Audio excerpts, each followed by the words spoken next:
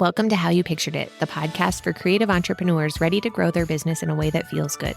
Here you'll find actionable tips and tools to create the business and life you pictured. I'm your host, Kate Hyde with Dear Kate Brand Strategy. Let's get started. Do you ever get to that point where you're just totally overwhelmed and you have so many things that you want to do, but you don't know where to start or where to go, and you're just feeling uninspired and you don't want to do anything?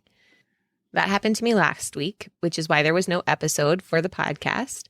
Between an aging dog and a kid with a sore tooth, we had a lot of emergency appointments, and I just felt totally spent and unable to do anything. But I knew I still needed to put one foot in front of the other and keep making progress, even if it's just baby steps. So I've come up with this list for you of things to do when you're feeling uninspired or when you just don't want to do anything. Number one is rest. Sometimes that's really all you can do. Just take a break, take a time out and do nothing. And that's totally okay. I think we get into this mindset of everything is hustle, hustle, hustle. And we don't leave ourselves any room to just be quiet and listen to what's next. Sometimes there is just a need for you to just chill out, step back, and let nothing happen for a little while, and that's okay.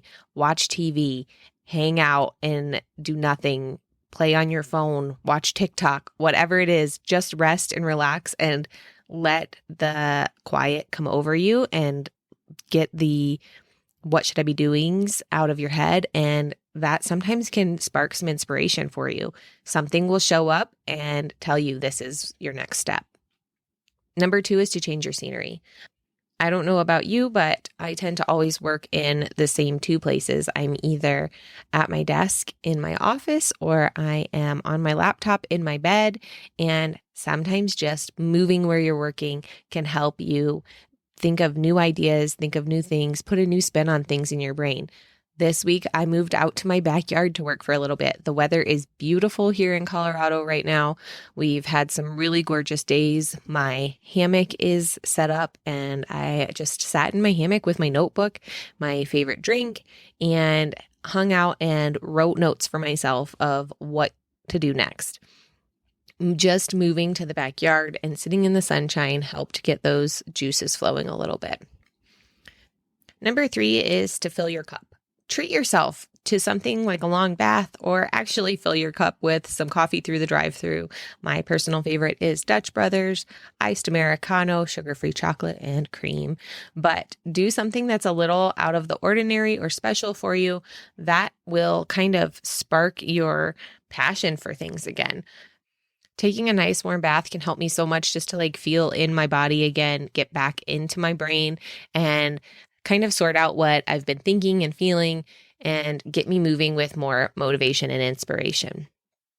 Number four is delight your senses. So sometimes you just need to immerse yourself into something beautiful and creative to get your own creativity going. I find things like going to a museum, or simpler is looking through Pinterest at great works of art, or listening to an audiobook or a podcast, or your favorite playlist can really help you get moving again and see and feel the beauty that's around you and help you to bring that out and create again. Personally, I don't like to look at photography when I'm trying to spark ideas for photography. I do not search Pinterest for family poses. I will search for artwork with movement or Renaissance paintings of families, something that can get my brain in a different place, let me see movement, let me see light, and look at things in a different way that I can then apply to photography. When I'm looking at Pinterest for strictly photography poses, I feel like I get just caught in that cookie cutter copying mode, and that's not super helpful for creating something new and exciting. Number five is to learn something new. When I'm saying learn something new, I usually am meaning something outside of photography, outside of what I typically am doing. And it could be something like learn a new way to send emails, or learn a new way to market, or something like that. Learn a new genre of photography, but really I prefer to just break out of those things altogether and learn something fun, learn a new hobby. Find something that sparks curiosity and follow that curiosity. I tend to start a new hobby all of the time, but one of my favorites is watercolor because I can see the light and it kind of lends to photography as well, I think, and how you interpret things. So try learning something new, again, following that curiosity and seeing what's interesting to you.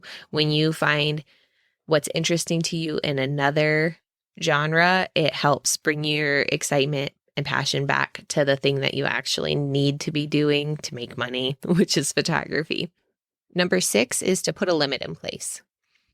So this sounds like the opposite of what you should do, but really it is so helpful to break your brain out of that same old pattern and give you some kind of disruption to your thinking. For example, if I need to post to social media, I get really overwhelmed with choosing the perfect image, one image that I'm going to share and writing the perfect caption for it. What I'm going to do instead is say, okay, I need to come up with the 5 images that I'm going to post this week. I have 10 minutes to do it. By putting that time limit on it, I get less precious about what I'm choosing and I get the job done faster. And then when I have those 5 images chosen, it's a lot easier to feel inspired about what to write and what to say in my caption and get it all scheduled out. With photography, if you're feeling uninspired in your artwork, you can put a limit like, say, you're not going to shoot over 1.8 aperture, or you're going to keep your shutter speed at 1/160 for a session just to see what happens. Maybe don't do that with a client, but go out and shoot and put some kind of limit in place. So you could even just limit which lens you're going to use.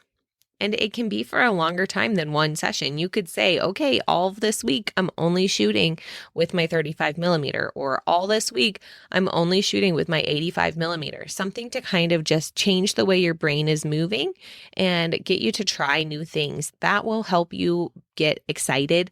By putting a new limit on, it will help you push through other limits that you've put on yourself unintentionally. And then the last, number 7, is to do a brain dump. Get out some paper or, type if that's your thing, and just start writing. Put all of the ideas that are in your head out on paper. Sometimes they're in your head and they're just competing and you can't see clearly through all of the things that are happening in your brain. If you should do this thing or that thing or what's next, and you have too many ideas and you can't figure out which one is the right one, write it down. Having that list will be so helpful to you to clearly see which one is the key thing to do next. And then you've made room in your brain by putting the other ones down on paper and saving them for later. I have lists upon lists and brain dumps everywhere for podcast ideas, for things that I want to teach, things that I want to do, shoot ideas. And by putting them out somewhere in the world, it takes them out of my brain and gives me more space for other things and for getting the job done. So it opens me up for that motivation and helps me to kind of get out of that funk. Like I said in the beginning of this episode, all of these are strategies that I do use. I especially used them last week when we had such a rough week, and I am excited to be back podcasting again this week. I am going to be putting together more episodes and trying to get some things pre-recorded so I don't hit that spot again where I just don't have the time or the mental energy to put out an episode on time. I really hate not having an episode to put out. So I will be working on that. If you are enjoying the How You Pictured It podcast, I would absolutely love a review in either Apple Podcasts or in Spotify. Those things really do help my podcast get seen. You can also share it with a friend or share it to your social media. Just tag me at Dear Kate Brand Strategy, and I would be so grateful. If you have any questions for me, just DM me. I'm always available, and I cannot wait to talk to you again next week. Have a great day.